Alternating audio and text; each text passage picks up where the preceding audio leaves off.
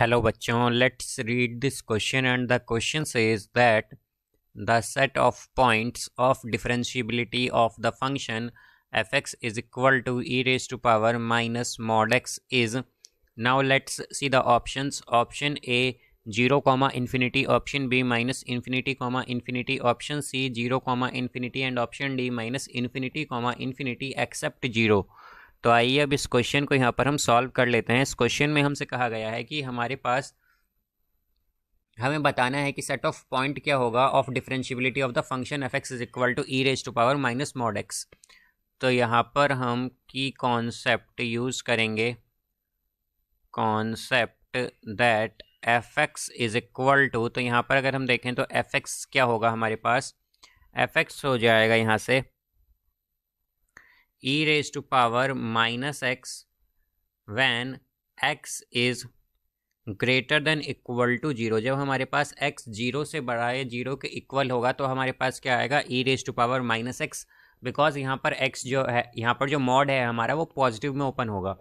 Then ये हो जाएगा e raise to power x when x is less than 0, because अब हमारे पास जब x लेस देन 0 होगा तो मॉड माइनस में ओपन होगा और पहले से ही माइनस है यहाँ पर, तो माइनस माइनस प्लस हो जाएगा, इसलिए होगा e raise to power x।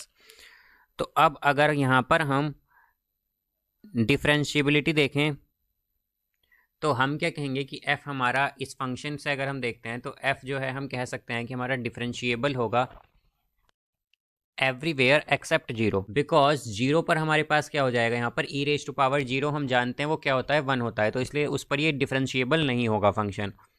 तो हम क्या कहेंगे कि हमारे पास f जो है वो डिफरेंशिएबल नहीं होगा at x is equal to 0 पर। तो हम कहेंगे यहाँ से f इज डिफरेंशिएबल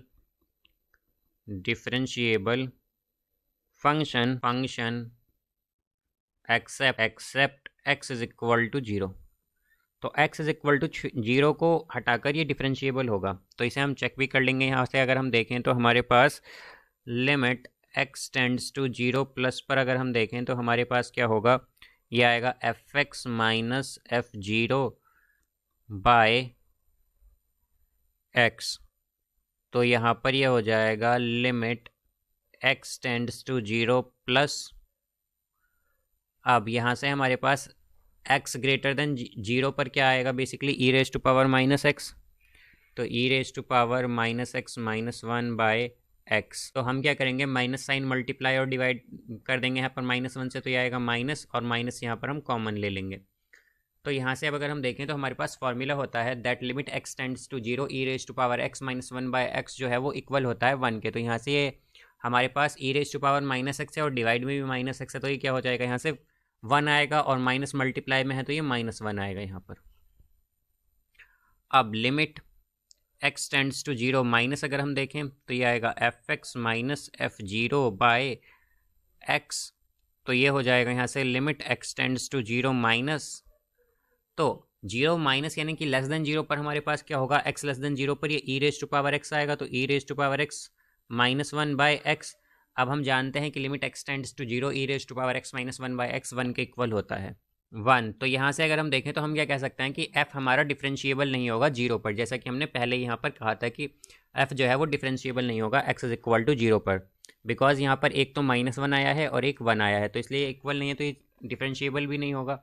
तो हम क्या कहेंगे कि इसकी रेंज क्या होगी, ये फंक्शन बाकी सभी वैल्यूज़ पे डिफरेंशिएबल होगा। तो हम क्या कहेंगे, सो f इज़ डिफरेंशिएबल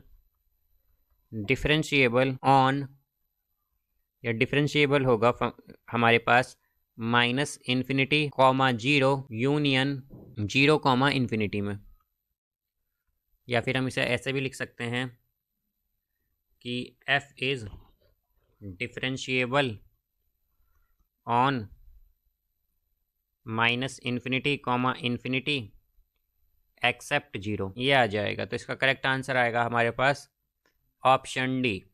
सो यहाँ से हम ये भी कह सकते हैं कि ये फंक्शन हमारे पास डिफरेंशिएबल होगा ऑप्शन ए में भी, बिकॉज ये क्या है 0 कॉमा इन्फिनिटी है, तो ये इसमें भी डिफरेंशिएबल होगा हमारे पास। तो ये दोनों ही ऑप्शन हमारे यहाँ पर करेक्ट होंगे, बिकॉज अगर ये minus infinity comma infinity except zero में डिफरेंशिएबल है तो ये जीरो कॉमा इन्फिनिटी में भी डिफरेंशिएबल होगा। तो ये दोनों ही ऑप्शन हमारे यहाँ पर करेक्ट होंगे। So I hope you understood it well. Best of luck. Thank you.